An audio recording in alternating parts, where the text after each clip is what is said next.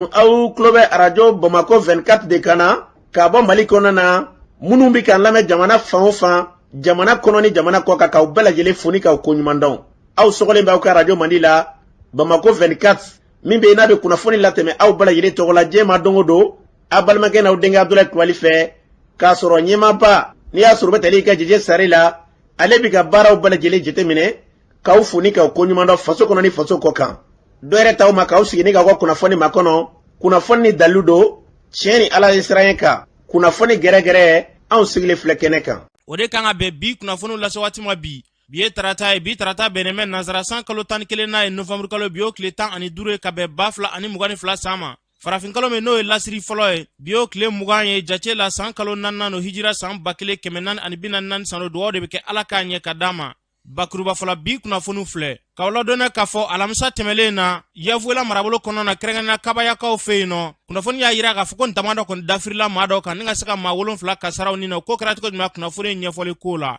fo ka taa se jumadongo ma wulikajɔ kɛla Mali minisiri dɔw fɛ ka se ka wulikajɔ kɔni kɛ ani sɔrɔsilaka dɔw ka se ka taa Burkina jamana kɔnɔna na ko kɛra cogo jumɛn kunnafoni ɲɛfɔli ko la lakanabaliya kɔni o waralen bɛ ni waati in na Mopti marabolo kɔnɔna na kunnafoni y'a yira k'a fɔ jariwale tigilamaw u y'a yira k'a fɔ n'a ma ye k'a fɔ ko samiya kɔni sera ka kɛ ko sumaw kɔni k'olu tɛna se ka ladon dɛ sumajeni baara dɔw kɔni kɛra Mopti marabolo kɔnɔ ko kɛra cogo jumɛn kunnafoni ɲɛfɔli ko la biriki gosilaw olu y'a yira k'a fɔ ko gɛlɛya kɔni bɛ jamana kɔnɔna na olu ka biriki gosi baara kɔni bɛ ka kɛ dɛgɛ susukolongalanya ye o ko kɛra cogo jumɛn kunnafoni ɲɛfɔli ko la nunu de bɛna kɛ kunnafoni la kumaba ye ka fara kunnafoni kan lasa wa denkɛ n'a balimakɛ fɛ Sidiki Kulibali Ala k'a ɲɛ ka d'a ma kunnafoni an b'a daminɛ ka ladɔnniya k'a fɔ Yavuela marabolo kɔnɔ dugu dɔ bɛ n'a bɛ f'a ma ko Kabaya kunnafoni kɔni y'a yira k'a fɔ ntama kɛrɛnkɛrɛnnen dɔ kɔni bɛ yen nɔ a yirala k'a fɔ alamisa don wulikajɔ kɔni kɛla ntama baaraw kɔni o wulila olu fɛ u ka se ka ntamansen baaraw kɔni kɛ o senfɛ a yirala k'a fɔ ko ntama kɔni dafirila maa 7 olu kɔni kasaralaw ni na kunnafoniya dɔw yɛrɛ ka fɔ la ni ntama baarakɛla ninnu ko u kun tɛ ka baara in kɔni kɛ sariya kɔnɔna na dɛ k'a sababuya kɛ ko n'i y'a ta k'a lajɛ ko ntama in a farati fanga de kun ka bon kosɛbɛ kosɛbɛ nka o n'a ta o ta k'u kɔni ye a kɛ tulogɛlɛya kɔni ye ka se ka baara in kɔni kɛ o kɔni senfɛ ko ntama in kɔni k'a firina maa 7 ɲɔgɔn olu kasaralaw ni na ko n'i y'a maa 7 lajɛ ko maa 5 k'olu ye Burukina jamanaden maa 2 kɔni k'olu ye maliyɛndenw ye an bɛ dugawu de kɛ ni kasara min n'a kelen filɛ yarabi Ala ka kasara ban an ka jamana kɔnɔ n'an bɔra ye juma tɛmɛlen na Mali minisiri dɔ n'o bɛ tali kɛ minisiri min ka baara ɲɛsilen bɛ sɔrɔsiw ni sɔrɔsikɔrɔw ka koɲɛw ɲɛnabɔli ma Colonel Sadio Kamara ale ni finitigilaka dɔw kɔni wulikajɔ kɔni ta ni ka se ka taa Burkina jamana kɔnɔna na taama in kun tɛ dɔwɛrɛ dɛ ka se ka taa Burkina furancɛla fanga ɲɛma n'o bɛ tali kɛ Capitaine Ibrahim Traoré ka se ka taa kumaɲɔgɔnya kɔni kɛ ni ale ye n'a ma ye k'a fɔ gɛlɛya min bɛ Mali kɔnɔna na o gɛlɛya kelen o bɛ Burkina jamana kɔnɔna na ka sababuya kɛ jariwale tigilamaw ka nijuguya wale o wulikajɔ min ta bɛ ka ɲɛsin ni jamana 2 in ma Sadio Kamara ale n'a ka cɛdenw kɔni wulikajɔ kɔni ta ni ka se ka taa Burkina jamana kɔnɔna na sigikafɔ bɛ se ka taa kɛ cogoya min na u bɛ se ka tɛgɛ da takuruna kelen na ka se ka ni baara in kɔni kɛ cogoya min na taama in kun de y'o ye Sadio Kamara y'a yira k'a fɔ Mali ni Burkina jamana kɔni an bɛɛ lajɛlen ye kelen ye wa n'a ma ye ko jamana bɛ nin lahalaya in kɔnɔna na k'an bɛɛ lajɛlen ka tɛgɛ di ɲɔgɔn ma k'olu kɔni sewalen bɛ an ka bolo di ɲɔgɔn ma k'o bɛ se ka kɛ sababu ye ka se ka nɔba kɔni bɔ jariwale tigilamaw olu kɛlɛli hukumu kɔnɔna na an bɛ dugawu de kɛ ni hakilina min sigilen filɛ ne sen kan yarabi Ala ka nin kɛ ɲɛta ye lakana o bɛ se ka sabati ni jamana 2 ni ɲɔgɔn cɛ cogoya min na n'an bɔra ye hali bi o lakanabaliya kɔni hukumu kɔnɔna na a yirala k'a fɔ Mopti marabolo kɔnɔna na jariwale tigilamaw kɔni wulikajɔ kɔni ta kunungo ka se ka taa suma caman den kɔni ka se ka taa olu jeni ka kɔn o ɲɛ alamisa dongo k'u ye wulikajɔ ta ko Mopti marabolo kɔnɔna na yɔrɔ caman bɛ yen nɔ u sera ka taa suma jeni baaraw kɔni kɛ yen nɔ yaasa ka perewatigɛ d'a ma an balimakɛ dɔ b'an bolo nɛgɛ kan an balimakɛ tɔgɔ ni jamu ani ye jɔn ne tɔgɔ ye Adama Karambe ye premier vice président mouvement Badɛmɛ sɔ tɔgɔ la dɔgɔnɔw ka jɛkulu min bɛ Adama Karambe an ye kunnafoni sɔrɔ ko ntɛnɛn don ko wulikajɔ kɛra jariwale tigilamaw fɛ ka se ka suma jeni baara dɔw kɛ Mopti marabolo kɔnɔna na a kɛra cogo di tile 2 na kɔni Mopti mara kɔnɔ kɛrɛnkɛrɛnnen Maiangara région kɔnɔ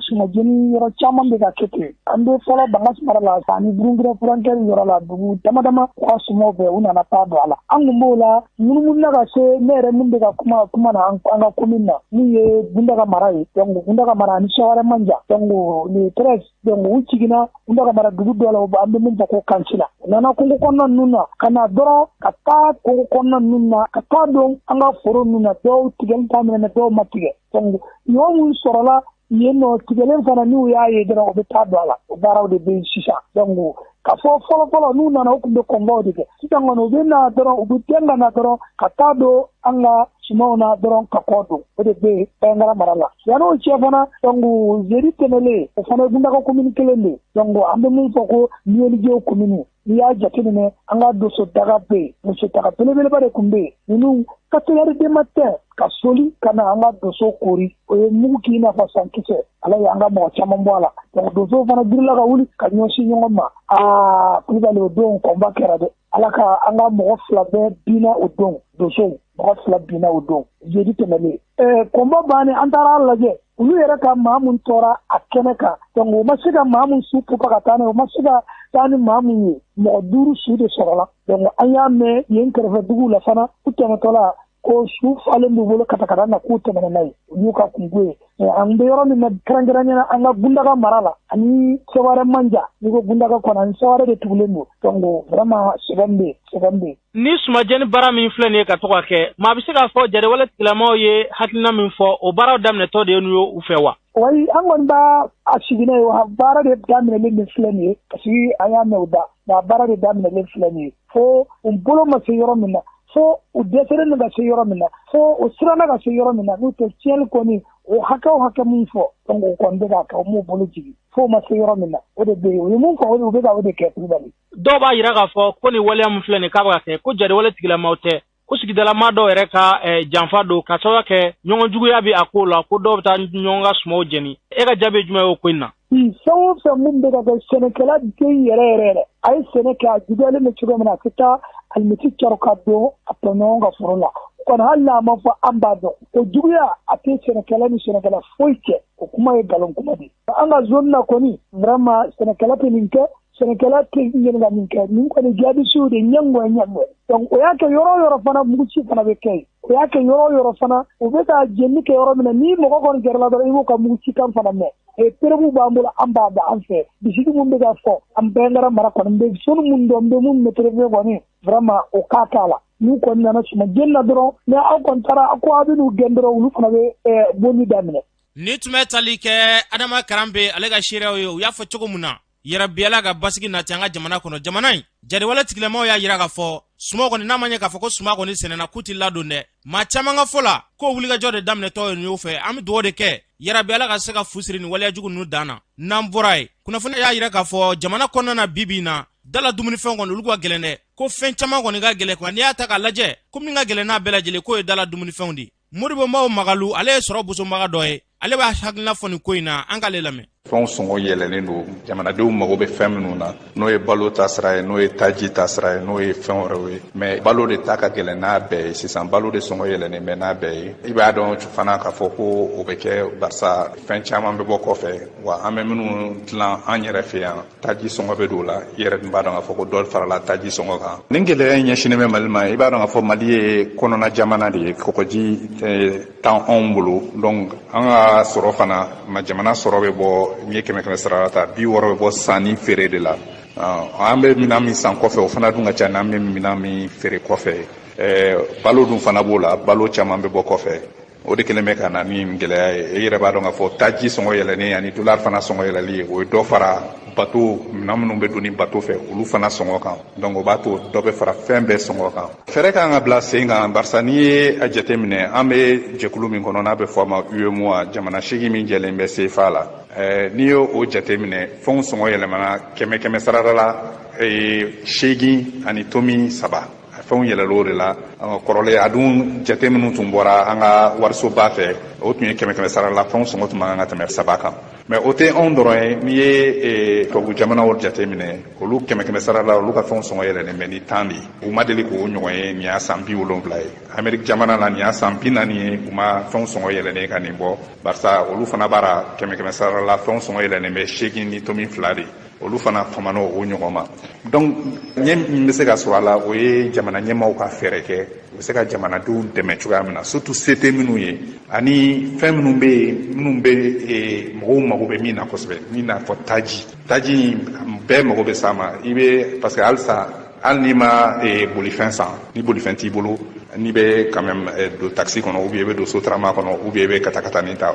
ou bien i bɛ moto taxi ta donc fo fɛɛrɛ yɛrɛ de ka kɛ dɔ ka bɔ taji in sɔngɔ la ni tun bɛ tali kɛ Modibo Mawo Magalu a y'a fɔ cogo min na jamana ɲɛmɔgɔ ka lajɛ ka fɛɛrɛ kɛ dala dumunifɛnw nɔgɔya bɛ se ka don ko la cogo min na yarabi ala k'o hakilinaw sabati n'an bɔra yen hali bi ni gɛlɛya in hukumu kɔnɔna na min bɛ tali kɛ biriki gosilaw olu kɔni y'a yira k'a fɔ olu ka biriki gosi wari kabini san 2008 wagatiw la olu ka biriki kɔni min bɛ tali kɛ 15 woma ko bi gosi dɔrɔmɛ 5 n'i y'a ta k'a lajɛ bɔrɔ kelen ko bɛ 250 ma a tɔni ko ye 5000 de ko n'i y'a ta k'a lajɛ ko fɛn caman kɔni k'olu gɛlɛyala olu ka baara in yɛrɛ kɔni k'a bɛ ka kɛ sanjikɔrɔ wɔsi ye dɛ olu yɛrɛ ni maa o maa bɛ baara kɛ ɲɔgɔn fɛ dɔ farala olu bɛɛ lajɛlen ka musaka kan nka fɛn tɛ ka se ka fara olu ta kan u ye fara ɲɔgɔnba kɔni kɛ ka se ka hakilina sigi sen kan k'a yira k'a fɔ n'a ma ɲɛ k'a fɔ ko gɛlɛya kɔni k'a b'olu da la n'olu yɛrɛ ma kuma k'a gɛlɛya k'a ti ɲɛ sɔrɔ dɛ u ye wele bila bɛɛ lajɛlen ma ko biriki kɔni ko a sɔngɔ bɛna yɛlɛma dɛ dɔrɔmɛ 1 ko bɛna fara biriki 15 kan ko o min ye 5 ye ko bɛna kɛ 6 kɔni ye u y'a kɛ fara ɲɔgɔnba de ye a kɛnɛ kan Karimu Kulubali fo ka taa se Maliki Dilayi kan an k'olu ka seeraw lamɛn.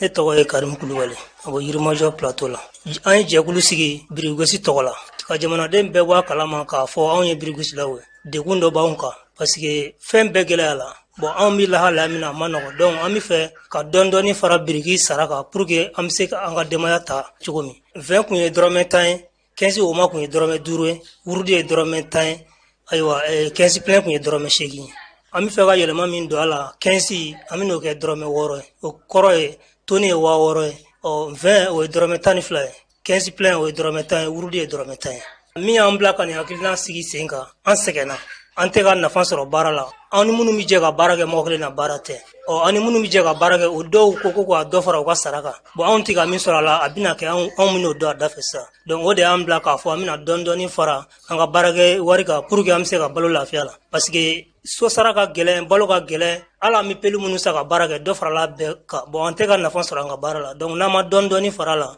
an bɛna degun baara in kɔnɔ fo an bɛ dɛsɛ an ka denbaya kɔrɔ ka wuli ka dɔ fara fɛnw sɔngɔ kan est ce que nin y'a kɛ kuma ye wa waati bɛɛ n'a ko cogo de don n'an ma kɛ nin cogo in na jamana bɛ cogo min bɛɛ b'a kalama donc jamanadenw kana faamu ko an bɛ fɛ ka doni dɔ da jamana kun a tɛ se min kɔrɔ n'an ma kɛ nin cogo in na tan an ka denbaya yɛrɛ balo cogo bi an kamana gan ne tɔgɔ ye Maliki Dilayi ka bɔ Barabu kulu sanfɛla la diɲɛ tigɛla baara o baara n'i y'a ye i bɛ ka baara kɛ n'i tɛ ka nafa sɔrɔ a la a ka kan i k'i ka degun yira bon an ka baara de bɛɛ b'a dɔn ko birigosi ma nɔgɔn n y'a san caman ye biriki bɛ dɔrɔn 5 la bon yɛlɛma donna ko caman na mais an ka birigosi prix ma yɛlɛma foyi ma yɛlɛma bon n'i y'a ye an nana k'an bɛ biriki dɔ fara biriki prix kan ka sabu kɛ an ni mɔgɔ bɛ baara kɛ ɲɔgɔn fɛ mɔgɔ kelen tɛ se ka baara min kɛ bon u nana jɔ sa f'u ka prix yɛlɛ bon ni prix nana yɛlɛ bon an bɛ baara kɛ bon n'an ma dɔ fara prix kan dɔrɔn bon i min ye ɲɛmaa ye i tɛ foyi sɔrɔ baara la olu ye jɔn ye olu ye an ka minɛburu minnu bɛ sema ɲagami donc olu nana jɔ sa f'u ka prix yɛlɛ bon i prix min fɔ vraiment n'an ma dɔ fara a baara prix kan an tɛna nafa sɔrɔ a la o de y'an bila k'an bɛ dɔ fara biriki prix kan wala an bɛ se ka nafa sɔrɔ a la wala n b'a fɔ min fɔ jamanadenw ka faamu an m'a dabɔ gɛlɛya kama an y'a dabɔ nafa sɔrɔ de kama ka degun lase jamanadenw ma o tɛ an ka laɲini ye an bɛɛ b'a dɔn jamana bɛ yɔrɔ min na bɛɛ degunnen don nka a ka kan degun b'i ka yɔrɔ min na f'i k'i ta fɔ. Ni tun bɛ tali kɛ biriki gosila dɔw ka seereya u y'a fɔ cogo min na jamana in ka ɲɛtaa bɛ sabati sira o sira fɛ yarabi ala k'an bila o sira kan n'an bɔra ye hali n'o y'a sɔrɔ maa caman kɔni bɛ ka yira k'a fɔ ko kasike kɔni ko nin t'a kuma ye dɛ jamana ɲɛmaaw u bɛ k'u sɔn hali bilen k'a yira k'a fɔ kasike kɔni janvier kalo natɔ la baara kɔni bɛ sigi sen kan a bɛ daminɛ minisiri min ka baara ɲɛsilen bɛ bolimafɛn ko ani sirabako kɔɲɔw ɲɛnabɔli kama ale hakilina fɔ hali bi kasike ko in kan malidenw bɛ se k'a ta cogoya mun na Damilakaw furumuso Madina Sisoko an ka lamɛn. San tɛmɛnen kɔnɔna na moto olu shurula an ka jamana kɔnɔ fa caman moto min bɛ Mali kɔnɔ an bolo yan n'an ko k'an b'a fɔ a bɛ taa moto 4 na moto 4 n'a fɔra k'i k'olu ni sɛnɛmaw ni nɛgɛsotigiw ni katakatanidiw ni mobilitigiw bɛɛ bila sira kan ani tɛmɛsennamaw dɔ bɛ se dɔ ma ni dɔ ko a bɛ se dɔ ma a ka ca Ala fɛ minnu ye moto sen 2 ye olu de ka kasara ka ca parce que olu jɔla tɛ komi sen 4 tigiw ta donc jamana ɲɛmɔgɔw y'a jateminɛ an ka wuli k'an jɔ ka laɲiniw caman sabati walasa minnu bɛ nin moto ninnu kan an bɛ se k'u ka lakana d'u ma sira kan k'a sɔrɔ kɔlɔlɔ bɛrɛ m'u sɔrɔ o kɔlɔlɔ la an ye jateminɛ dɔw wuli o jateminɛw y'a jira san 2009 kasara minnu ye siraba kasara minnu kɛra i b'a sɔrɔ mototigiw sigiyɔrɔma min b'a la 100 sara o 100 sara la o ye 39 ye mais san 2021 an ye jateminɛ dɔw kɛ olu y'a jateminɛ ko sirabaga kasara moto sen 2 ni sen 3 olu nɔ min b'a la o ye 71 100 sara o 100 sara la sirabaga kasara ina na wa chaira ajuma yɛrɛ ka ca dɔw be yen mɔɔw nibi to a la dɔw be yen mɔɔw dɔw bɛ kɛ landurutɔ ye dɔw be yen olu ka kɔlɔlɔ olu b'u sitɔ bɛ kɛ n'a ye an ko an tɛna se ka sifinw ani maa o maa bɛ sira kan n'u bɛ moto sen 2 ni moto sen 3 kan an ka n'u t'u yɛrɛma n'an y'u t'u yɛrɛma olu ye mali cikɛ mali baarakɛbolo ɲumanw ye sifinakaw don n'an y'u t'u yɛrɛma kɔlɔlɔ b'u sɔrɔ kɔlɔlɔ bɛ somɔgɔw sɔrɔ a bɛ sigida sɔrɔ a bɛ jamana sɔrɔ donc sisan an y'a jateminɛ o de la n'an ka jɛ an ka faamaw dɛmɛ nin kɛlɛ in na an ka mali kelen tɛ n'an y'a jateminɛ mali bi jɛkulu caman na n'an b'a fɔ ko CEDEAO an b'o la n'an b'a fɔ ko UEMOA an b'o kɔnɔ ani diɲɛ bɛɛ jɛra ka tɔnba min sigi lakanani ka sirabaw kan mali b'o la mali la anw bɛ se k'a kɛ anw t'a faamu n'o tɛ n'i bɔra yan n'i sera Togo hali n'i bɛ bɔ kare kun na ka taa kare kun na i bɛ kasiki don jamana tɔw sera ka wuli cogo min k'u taw dɔgɔya anw tɛ se ka wuli mun na ka fara an ka bolimafɛn bolilaw kan walasa k'an yɛrɛ ta dɔgɔya n'i ye kasiki in san 1500 k'a don i kunkolo la ala k'an kisi ni i ye kasara sɔrɔ i bɛ lakana mɛ ni kasiki t'i kun na n'i ye boliyɛlɛla bolimafɛn kan n'i ye kasara kɔ sɔrɔ n'i taara Gabriel Touré la hali n'u ko k'u ka papier d'i ma k'i ka taa arajo kɛ o wari ka ca ni kasiki n'u ko k'i ka taa ka t'i don machine kɔnɔ k'i kunkolo layɛ n'a digindɛli kɔnɔna na o wari ka ca ni kasiki donc an b'a ɲini mɔgɔw fɛ u k'a faamu e ka don dɔgɔtɔrɔso la ka bɔ k'e lajɛ ka fura sɛbɛn hali mobili min t'e ta ka sapɛriw ka mobili min t'i ta kasara kɛyɔrɔ la ka se n'i ye dɔgɔtɔrɔso kɔnɔ o yɛrɛ bi taji min jeni o ka ca ni kasiki yɛrɛ wari ni tun bɛ tali kɛ Danbɛlɛlakaw furumuso Madina Sisoko kɛrɛnkɛrɛnnenya minisiri min ka baara ɲɛsinnen bɛ siraba koɲɛw ɲɛnabɔli kama ni waleya mun n'a kelen filɛ nin ye kulu min bɛ yen n'a bɛ fɔ a ma ko MJPD Mali o ɲɛma Adama Kante ale hakilina fɔ kasike ko in na ko ale m'a fɔ kasike ko a man ka kɛ dɛ ko nka ko an bɛ waati min na ko nin tɛ kasike kuma ye dɛ an ka Adama Kante lamɛn. Adama Kante ne MJPD Mali président national kulu minnu bɛ ka transition yɛrɛ soutenu bi an ka kulu b'o kulu la o kama an tɛ se ka fanga ka dalakan sɔsɔ mais an bɛ min ɲini autorité fɛ an bɛ période min na sisan période ni a ka gɛlɛn wagati nin ka gɛlɛn kosɛbɛ dala dumuni ka gɛlɛn fɛn bɛɛ ka gɛlɛn bon an bɛ wagati min na n'i y'a jateminɛ n'i ko k'i bɛ kasike ko yɛrɛ obligé mɔgɔw kan sisan c'est vrai que kasike takun ye population yɛrɛ ni lakanali ye mais ni lakana nin bɛ yɔrɔ min na bi n'i y'a jateminɛ degun min bɛ an yɛrɛ kan bi o ye baloko ye baloko problème bɛ an kan bon n'i y'a jateminɛ bɛɛ lajɛlen jɛnnen don a ka hakɛ kɔni wagati ninnu na pour que k'a cɛmancɛ fanga ni k'a kɔkɔrɔma don Mali yɛrɛ ka basigi ni Mali ka ɲɛtaa kama bon n'a nana fɔ ko ka kasike fɛnɛ jagoya mɔgɔw kan vraiment a bɛ kɛ sababu ye maa caman bɛ yen nɔ minnu ka hakilina yɛrɛ fanga soutenu ye mais u bɛ fanga nin kɔbila mais an bɛ min ɲini fanga fɛ kasike tali basi tɛ a la mais ka délai de di a la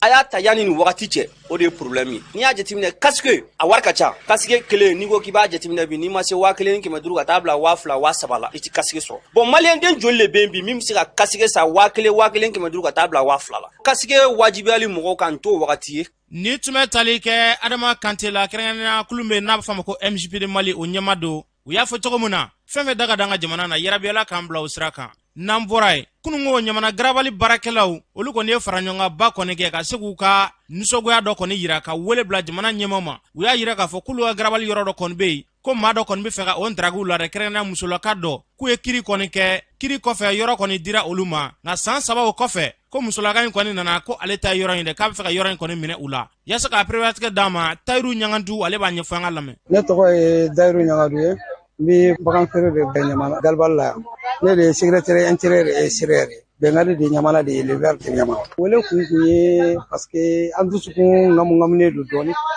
parce que maa dɔ n'a mɛ bin an ka yɔrɔ kan ko fo a ka dɔ tigɛ ka bɔ an ka yɔrɔ la an b'a fɔ a ye nin yɔrɔ in kɔni ye Galibali de ta ye parce que yɔrɔ in dira ministère de ma ka titre kɛra ATT tile u y'a titre bɔ o waati sinon yan kun ye fure de ye anw bɛna don min na yan bɛɛ ye tu ye anw de y'a tu tigɛ ka sigi a la an bɛ sigi a la don min na o don hectare 21 kun don kɔfɛ u nana dɔ bɔ a la ko hectare 8 bɔ a la ka t'o hectare 8 ka t'o nɔ labila cɛkɛ naani hectare 11 hectare 11 minisiri kɔrɔ dɔ bɛ ko Salisu Ture o taara bɛn kɔ o y'o ta o b'o bolo hali bi a ma se k'a sɔrɔ bon yan an bɛ yan bi yan san dɔ la muso dɔ tun bɛ yen nɔ ko Bina Jani Semega o kun nana bi an kan k'a fɔ fo ale ka hectare 1 ni dɔɔnin b'a kɔnɔ ko f'a k'o bɔ a la o kiiri taara kɛ Kati o kɛlen Kati an taalen Kati tribunal kɔni y'a jira k'a fɔ a ka yɔrɔ tɛ yan parce que jama cayara o y'a jira k'a fɔ a ka yɔrɔ tɛ yan bi a ka yɔrɔ tɛ yan sini a ye yɔrɔ in to yen a kɛlen ka yɔrɔ in to yen o bɛ san damadɔ bɔ bi mais donc an sigilen a ma mɛn ɲinan tugun a nana ni papier ka na papier di an ka mɔgɔ dɔ ma ko tribunal ko k'u ka wuli ka bɔ a ka yɔrɔ la ko parce que k'ale ta y'a ka yɔrɔ ye mais a b'a la k'a kɛ ko Tabakɔrɔ ale b'a kɛ ni Tabakɔrɔ ye mais mɔɔw bɛ yan dɔn ni Ɲamana Galibali de mais ya tabakɔrɔ de don donc an bɛ min fɔ jamana mɔgɔw ye an ka ɲɔgɔn ye min ka bi bɛna Sénégal a ka fara an ka yɔrɔ la bi a ka fara an ka yɔrɔ la a ta ti yan bi a ta ti yan si o kɔfɛ an ka yɔrɔ min bɛ cɛgɛ na ni Sanusi Ture bɛ ka taa an bɛ fɛ faamaw ka a saka ma k'a minɛ k'a saka ma an ka kan ka musikɛ yɔrɔ ni tun bɛ tali kɛ Tayiru Ɲagadu la kɛrɛnkɛrɛnnenya Ɲamana garabali kɔnɔna na u y'a fɔ cogo min na yarabɛla kan ka jamana basigi n'an bɔra ye Bamakɔ Ponge yen dɔgɔtɔrɔlakaw kɛrɛnkɛrɛnnenya ka syndicat ko kɔni kɛmɛ parti kolomajɛ ye dɛ kunungo n'a ma ɲɛ k'a fɔ ko syndicat dɔw bɔra ka yira k'a fɔ ko baara kɔni tɛ Ponge ka daminɛ kunungo fo ka taa bila jumadon na kunungo kelen na syndicat dɔw yɛrɛ bɔra ka yira k'a fɔ ko baarabila t'olu fɛ yen nɔ dɛ ko baara kɔni bɛ ka kɛ min bɛ tali kɛ Fode Sinayogo an k'ale lamɛn. Ne tɔgɔ Fode Sinayogo kuma kelen in de don wagati o wagati ni a mɛnna réseaux sociaux ni radio sow la an b'a ye k'a fɔ mɔgɔw bɛ siran ka na a bɛ fɔ ko grève ni fɛnw bɛ Ponge mais an b'o de fɔ mɔgɔw ye toujours mɔgɔw kana fili ka fɛn ninnu kɛ a bɛɛ ka na Ponge bi e yɛrɛ nana i ɲɛ b'a la dɔgɔtɔrɔso bɛ cogoya min na ne yɛrɛ ne bɛ kɛ kuma min na n yɛrɛ tun bɛ ka yaala ka service bɛɛ lajɛ k'a lajɛ n'a y'a sɔrɔ effectivement mɔgɔ minnu nana u ka tigiw ta n'a y'a sɔrɔ u mɔgɔw ɲɛnabɔra dɔw ta ye lajɛli ye dɔw ta ye jolita ye dɔw ta ye radio ye dɔw ta ye ko wɛrɛw ye donc an tun bɛ ka yaala k'olu jateminɛ n'a y'a sɔrɔ mɔgɔw bɛ ka accueillir ka ɲɛ n'a y'a sɔrɔ u ka baaraw bɛ ka kɛ Dieu merci alhamdulilayi mɔgɔ o mɔgɔ nana bɛɛ bɛ ka lajɛ mais il faut comprendre que ni réseaux sociaux kan ni kuma cayara radio la ni kuma cayara a bɛ jouer influence kan dɔɔni parce que mɔgɔ caman b'i yɛrɛ minɛ Ponge yɔrɔ ka jan u b'a fɔ i ka na ka tila ka segin ka sɔrɔ i ka baara ma kɛ a bɛ mɔgɔw décourager nali la donc an b'o yɔrɔnin hakɛto ɲini kɛ mɔgɔw fɛ c'est-à-dire ni min bɛ ka kɛ réseau sanfɛ an yɛrɛ se t'a la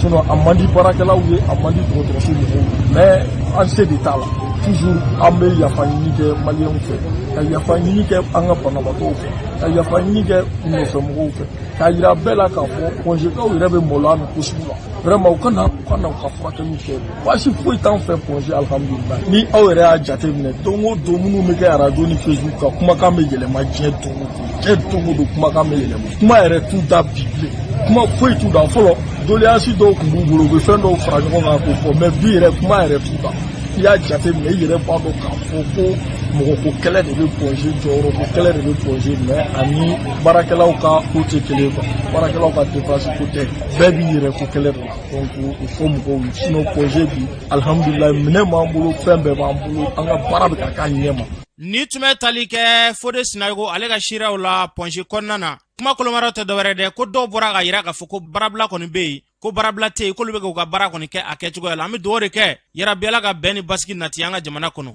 n'an bɔra ye sibiridon wulikajɔ kɔni kɛra ni ka se ka sugu dayɛlɛ baara dɔw kɔni kɛ Yirimajɔ Bakɔrɔbabugu la musolaka dɔ bɛ yen nɔ n'a bɛ fɔ a ma ko Awa Tarawele ale kɔni wulikajɔ kɔni ta a y'a yira k'a fɔ ko sugu kɔni ko tɛ Bakɔrɔbabugu la dɛ a kɔni ye fɛɛrɛ bɛɛ lajɛlen kɔni sigi sen kan ka se ka dugukolo kɔni san ni k'a kɛ sugu ye sugu in kɔni a baaraw bɛɛ lajɛlen banna u kɔni ye kuranɛ kalanba kɔni kɛ sibiridon ko kɛnɛ ka yen nɔ Awa Tarawele ka taa se a cɛ ma Adama Konate fo ka taa se maa caman ma olu bɛ ka seereya di nin ko in na an k'u lamɛn. Madame Konate Awa Tarawele komi ne nana yan mɛnna n y'a sɔrɔ sugu ci yan nɔ bon n ye n cɛsiri ka don quartier kɔnɔ n ye fɔlɔ ɲini o ma ɲɛnabɔ ka filanan ɲini donc n yalatɔ nana bɛn kɛnɛ ma n gɛrɛla a tigiw la n y'a ɲɛfɔ o ko ko bon ko n ka jɔ ko n'u y'a morcelé k'u bɛ n wele ala y'a kɛ o y'a morcelé u ye n wele donc n ye n cɛsiri ka boliboliw k'a la fo n ye yan sɔrɔ o y'an sɔrɔlen kɔ n sɔrɔla ka don mɔgɔw kan ka ɲɛf'u ye bon n ka sotigi ye n dɛmɛ an y'a baara kɛ ɲɔgɔn fɛ fo sugu sɔrɔla k'a wari bɛɛ sara ka ko bɛɛ ɲɛnabɔ ka ban 100 000 170 000 an y'o de don a la. Adama Konate n se wara kosɛbɛ parce que an ka laɲini sabatira sigida sugu tɛ yen ale de wulila ka i cɛsiri ka sugu ɲini bon gɛlɛya minnu sɔrɔla la dɔ sɔrɔla dugukolotigiw fan fɛ dɔ sɔrɔla la population fan fɛ parce que mɔgɔw tun ma dan na hakili an bɛ k'u arnaquer mɔgɔw tun bɛ ka ɲɔgɔn su kosɛbɛ tɛ minnu dara an na u farala an kan an y'a baara kɛ fo ka taa se bi ma mɔgɔ diyara an na ka a ka wari don nin projet in na vraiment an b'u fo ka sigida bɛɛ fo ka maire fo maire y'an dɛmɛ kosɛbɛ kosɛbɛ dugukolotigi yɛrɛ an y'a san min fɛ a y'an dɛmɛ kojugu k'a yira k'a fɔ ko dugukolo in namaralen tɛ yɔrɔ jɛlen. Ne tɔgɔ ye Mohamed Lamine Sako Yirimajɔ Bakɔrɔbabugu Alimami kɔrɔba nin sugu ko in ala nana gun ne yɛrɛ la ne ka misiri filɛ sugu filɛ nin sugu in aw yɛrɛ da se a kuma ma a ɲinina yɔrɔ caman na ne yɛrɛ ka misiri kɛnɛ o de kun ɲinina malgré ala ma a kanu a ka kɛ yen ala nana kɛ gumanlakaw ka foro kɔnɔ o kuma na n bɛ ala deli sugu in na ala ka kɛ hɛrɛ ye sarakati fɛn fɛn n'a bɔra kɔnɔ ala k'a bɛ bonya sugutigiw k'u hakili to silamɛya baara la. Adama Kante ne ye kulu ɲɛmaa ye a bɛ fɔ kulu ma ko MJPD Mali an filɛ kɛnɛ min kan bi sababu min y'an se yan o y'an ka kulu yɛrɛ hakilina ye sa n'i y'an ka kulu hakilina ta hakilina sabana o développement di ni ye développement ta a base do o ye ni an filɛ sugu ko min na o ye développement sen dɔ ye o de y'a to bi an nana fara an fa ani an ba kan bakɔrɔbabugu yɛrɛ tɔgɔ la MJPD Mali yɛrɛ tɔgɔ la ka na fara o kan an ka sugu saraka bɔ nin kɛ ɲɔgɔn fɛ bi Yirimajɔ bakɔrɔbabugu kɔnɔ yan. Ni tun bɛ tali kɛ maa dɔ ka seereya la Yirimajɔ bakɔrɔbabugu la kɛnɛ in ka yan nɔ bakɔrɔbabugu maire délégué Sulemani Kulubali ale y'a ka seereyaw di o filɛ nin ye. Ne ye Sulemani Kulubali ye ne de ye bakɔrɔbabugu maire délégué maire signataire an bɛ nisɔndiya kɛnɛ de kan an bɛ kɛnɛ min kan nin ye bakɔrɔbabugu sugu de ye sugu min don action de développement don nin y'a sabanan ye mairie dayɛlɛli kɔfɛ SESCOM bakɔrɔbabugu ta kɔfɛ nin y'a élément sabanan ye n'o ye sugu ye sugu in bakɔrɔbabugukaw de farala ɲɔgɔn kan ka sugu in san warijɛ la famille gumane de fɛ cɛw b'o la muso b'o la mairie de kɛra u dɛmɛbaa de ye depuis daminɛ na don min na u ye denbati ka se mairie kɔnɔ an donn'u jigi kɔrɔ an ye ensemble bɛɛ kɛ ɲɔgɔn fɛ a si ma pan kunna k'u bilasira fo ka na se bi don in ma donc anw nisɔndiyalen don anw fɛ gɛlɛya caman bɛɛ bakɔrɔbabugu la k'a sababu kɛ dugumakolo ye sugu man ka sa mais ni dugumakolo tɛ yen dun a bɛ kɛ cogo di a sanni ye wajibi de ye. Ni tun bɛ tali kɛ bakɔrɔbabugu maire délégué la Sulemani Kulubali u y'a fɔ cogo min na kuranɛkalan min n'a kɛla ka ɲɛsin sugu in dayɛlɛli ma an bɛ dugawu de kɛ yarabi ala ka sugu in kɛ sugu sabatilen ye n'an bɔra yen maa minnu bɛ yen nɔ ni gɛlɛya y'olu sɔrɔ n'u sigiyɔrɔ bila ka se ka na Bamakɔ kɔnɔna na o dɔw sigiyɔrɔ bɛnnen bɛ centre Mabile kɔnɔna ma baɲumankɛ dɔ ye wulikajɔ ta ka se ka dɛmɛ kɔni ta ka ɲɛsin olu ma a nafolo musaka a bɛ taa yɛrɛ sɔrɔ fɔ sefa wari miliyɔn 5 bɔɲɔngo la nka a y'a jira k'a fɔ ko a tɔgɔ kana fɔ yaasa k'o prɛratigɛ d'a ma Asuman Bari ale b'a ɲɛfɔ an k'ale lamɛn. An ye salon ta tila na kɛra bɛɛ ɲɛna bon a tigi de y'a ye télé ni fɛnw na kɔntana a ko k'a y'a fɔ cogoya min na a kɛra ten bon ɲinan fana ye n wele k'a di k'a ka jakati de don bon ko ka taa di déplacé ma sala ani ministre de jɛra k'a kɛ bon ɲinan ministre yɛrɛ nana anw dɛmɛ ministre yɛrɛ 12 tonnes di ka 60 bidon d'huile di ka ni 3 tonnes sucre di ka fara cɛ ka taa dilen na bon an y'a tila an ye 7 tonnes san o bɛ to yan wariw fana tilana 500 000 bɛ bila ka taa Seware déplacé au fɛ 500 000 bɛ taa Kɔnna déplacé au fɛ 500 000 bɛ taa Augustin déplacé au fɛ 500 000 bɛ taa Sikaso 250 000 bɛ taa Korobaraz fɛ an ka déplacé minnu bɛ yen nɔ parce que n'an ma to k'an hakili to olu la yen nɔ olu fana b'u ka minɛnw cɛ ka na fara ninnu kan donc a bɛ kɛ doni y'an bolo an bɛɛ tɛna se. Ni tun bɛ tali kɛ Asuman Bari la kɛnɛ in ka yan nɔ minisiri min ka baara ɲɛsilen bɛ dɛmɛɲɔgɔnya ani dɛnkɛrɛfɛ kɛlɛli ma Umaru Jara ale ye kuma min fɔ a kɛnɛ kan o filɛ. An nana jamana ɲɛmaa tɔgɔ la ani an ka premier ministre tɔgɔ la ani an yɛrɛ ka département tɔgɔ la an se kura dɛmɛ fitinin min na ka ɲɛsin an balimaw ma minnu ye degun sɔrɔ ka bɔ u sigiyɔrɔ la n'u bɛ an fɛ siti 200 ni kɔ sanfɛ bi Mali dugukolo sanfɛ donc mois de la solidarité ɲɔgɔn dɛmɛ kalo hukumu kɔnɔna na an ye balo dɔ mobiliser ni malo b'o la tulu b'o la ka taa se sukaro ma ka na a di siti damadɔw ma Bamakɔ a n'a lamini na donc o baara in kɔnɔna na wale dɔ kɛra min ye a nisɔndiya kosɛbɛ o ye jumɛn maliyɛn dɔ bɛ yen min y'a dɔn k'a fɔ ko a kan ka faso dɛmɛ k'a sɔrɔ a ma kɛ ni yɛrɛ ye sabula maa min bɛ jɛ miliyɔn 5 k'a ka nafolo la ko a ye taa nin di ko k'a di déplacéw ma a bɛ fɛn 2 ko fɔ a fɔlɔ a tigi tɛ yɛrɛ yira la a filanan a ye danaya yɔrɔ de sɔrɔ gouvernement mɔgɔw la sabula kuma dɔ la fɔlɔ min tun bɛ di fantanw tɔgɔ la a dɔ la tun tɛ k'a kɛcogo la mais n'i ye mɔgɔ sera ka kariya ka nin di o kɔrɔ o nisɔndiyalen don ni kɛtaw de donc an b'a tigi fo ale tɛ yan bi mais a ka ala bi yan. Ni tun bɛ tali kɛ minisiri délégué Umaru Jara la o y'a fɔ cogo min na yarabi ala ka ni hakilina ninnu caya an ka jamana kɔnɔ n'an bɔra yen hali bi dɛmɛ hukumu kɔnɔna na min bɛ tali kɛ kuran wulusi Mali olu kɔni ye dɛmɛɲɔgɔnya dɔ kɔni ta ka ɲɛsin Segu kɛnɛyasow ma furaw b'o la fo ka taa se fɛn caman wɛrɛw ka se k'olu di Segu kɛnɛya tigilamaaw ma kɛnɛ in kan yɛrɛ maa dɔ b'u ka seereya di an k'olu lamɛn. Nin ye projet de ye projet in bɛ Segu dugu de kɔnɔna la mais an bɛ baara kɛ Pelengana commune de kɔnɔ précisément dugu 10 kɔnɔna la o dugu 10 in na an b'a fɛ ka maa 1,160 ani 4 an b'a fɛ ka dɛmɛ don olu de ma an kelen bɛ ka ni minɛn minnu dilen filɛ nin ye san'an ka minɛnw san an ye sɛgɛsɛgɛliw de kɛ dɔgɔtɔrɔso ninnu bɛɛ lajɛlen kelen-kelenna na komi dɔgɔtɔrɔso 5 don plus le CCRF donc ni minɛn bɛ di olu de ma minɛn bɛ di u ma walasa u k'u yɛrɛ dɛmɛ denmisɛnninw ka baloko juguya min bɛ yen nɔ parce que sɛgɛsɛgɛliw y'a jira waati la k'a fɔ ko minɛnko dɛsɛw tun bɛ yen nɔ donc o sɛgɛsɛgɛliw de kɔnɔna la projet se kɛra fɛn min ye k'a ta k'a ɲɛsin CSCOM ma o minɛnw de filɛ nin tan donc faso bɛ gɛlɛya la mɔgɔ caman bɔr'u nɔ na ka na Segu région kɔnɔ alors u bɔra u bi gɛlɛya la u bɛna jigin mɔgɔ minnu kan olu fana ye gɛlɛya sɔrɔ donc dɔgɔtɔrɔsow fana kuma dɔw la alors minɛnw b'u manqué pour que ka se ka furakɛli kɛ ka ta ka sin a mɔgɔw ma donc an y'a lajɛ ka dɔgɔtɔrɔsow ko olu dɛmɛ ni minɛnw ye u bɛ se ka denmisɛnnin minnu ni baloko dɛsɛ b'u la n'u si tɛ san 5 bɔ u bɛ se ka olu bɔ jamana cogo min ni minɛnw ye minɛn minnu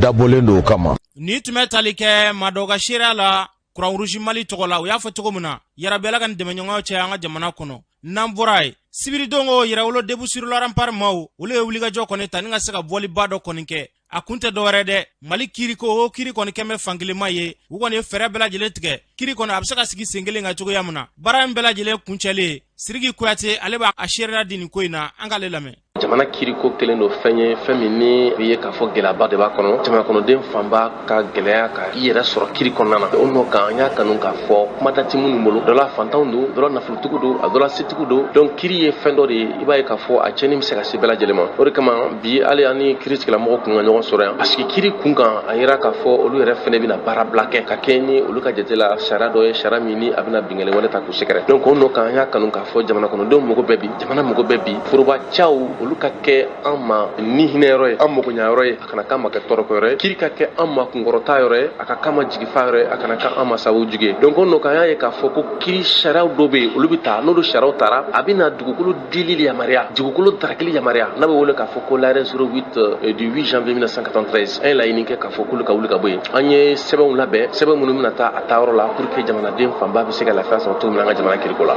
jateminɛ bɛ ka kɛ bɛɛ ka taabolo kɔnɔna jateminɛ kɔnɔna na parce que fɛn min don a bɛ a mɛnna donc an bɛ don min na i ko bi fɛɛrɛ minnu bɛ se ka to n'a bɛ yɛlɛma an b'o o de kɔnɔna na parce que a dɔ la i b'a sɔrɔ an da magara ko dɔ la mɔgɔ kelen don k'an ka jamana kiriko gɛlɛya kɛ ko dɔ ye minnu t'a kɛ parce que kuma la i b'a sɔrɔ mɔgɔ b'a fɔ ko kiri tigilamɔgɔ de ka dɔgɔ ka taa sɔrɔ ni an ka ko ninnu bɛɛ jateminɛ an b'a ye k'a fɔ kiri min t'i ban est ce que hali ni maliyɛn bɛ kɛ kiri tigilamɔgɔ ye a ne tɛna sɔrɔ la kiri min n'a bɛ ye k'a fɔ i mana dugukolo sɔrɔ sira o sira k'a bɛ se ka daraki ka b'i bolo jamana kɔnɔ i b'a ye i bɛ taa notɛriw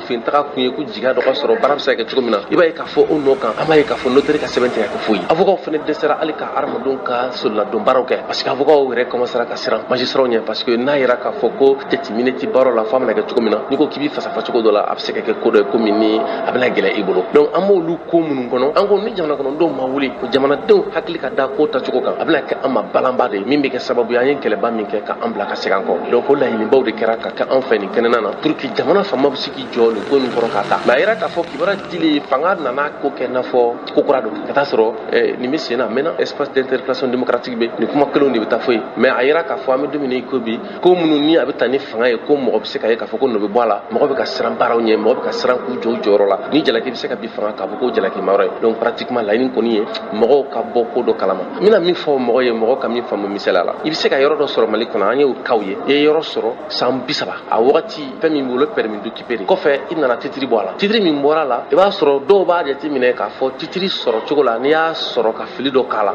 a bɛ se ka wuli ka bɔ yen olu mɔgɔ minnu kan ka titiri di i b'a ye k'a fɔ a bɛ n'a fɔ olu b'a dabɔ a kama de wa kɔfɛ titiri dili ma o su k'o tu dugutigi i bɛ dɔ wele ka na fɔ k'a bɛ ka titiri kɛlɛ o tigilamɔgɔ bɛ ka titiri kɛlɛ donc an bɛ ɲininkali kɛ sisan e ka yɔrɔ b'i bolo i sigilen don a la a sɛbɛn b'i bolo k'a fɔ k'i ka yɔrɔ dɔn ɔ sisan ni titiri wulila ka bɔ yen o titiri mana wuli ka bɔ yen o bɛ mun de kofɔ est ce que a b'i ka hakɛ b'i bolo a t'i ka hakɛ b'i bolo de donc o majɛ ni o fanbala minnu bɛ yen a bɛ ye k'a fɔ ko e ka titiri bɛ wuli ka taa sɔrɔ e ka yɔrɔ tigiya dɛnnen tɛ titiri la titiri min b'i bolo o ye ka yɔrɔ tigiya k'a tɔ kolo giriya e ka faamu y'o de nka u nana o kɛ n'a fɔ ni titiri wulila dɔrɔn hakɛ fɛn tun b'i bolo dɔrɔn k'o bɛɛ karila ka bɔ yen. Ni tun bɛ tali kɛ Sidiki Kuyate la yɛrɛwolo debu sur l'arampar tɔgɔ la n'an bɔra ye an ka jamana ɲɛmaakɔrɔ Amadu Tumani Ture ne bɛɛ b'a wele ATT ale fatuli a san 2 dafara o san 2 dafa min kɛra kulu dɔ sigilen don Amadu Tumani Ture tɔgɔ la olu y'o kɔni kɛ lajɛrɛba ye ka se ka tasibila kɛ ka ɲɛsin ATT ma a ma dɔ b'u ka seereya di an k'olu lamɛn. hakilina mun nana n'an ye Amadu Tumani Ture ka tanyali ɲɛnamaya bi o de walasa a ye baara minnu kɛ ani adamaden tun don k'o la barabaraya Mali kɔnɔ denmisɛnnin minnu bɛna minnu ma chance sɔrɔ ka a ye olu k'a dɔn a bɛɛ bɛ Amadu Tumani Ture fɛ de k'a da ka baara kan k'a da ka ŋaniya ɲuman kan k'a da a kan a ye fɛn fɛn kɛ bi a nafa an de b'a la k'a ye donc Mali bɛɛ bɛ Amadu Tumani Ture jate comme an bɛɛ ka mɔgɔ de don an bɛɛ teri de don an bɛɛ balima de don an b'a fɛ